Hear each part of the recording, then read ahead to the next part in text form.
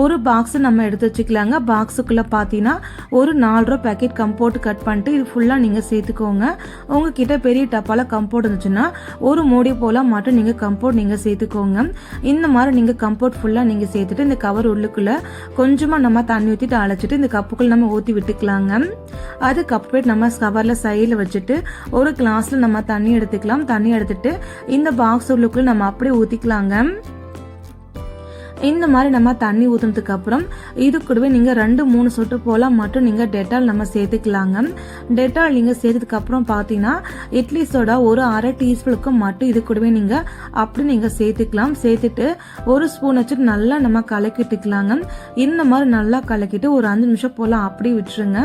5 நிமிஷம் கழிச்சு நீங்கள் பார்த்தீங்கன்னா ஒரு வாட்டர் பாட்டில் நீங்கள் ஸ்ப்ரே பாட்டில் நீங்கள் ஊற்றிக்கோங்க.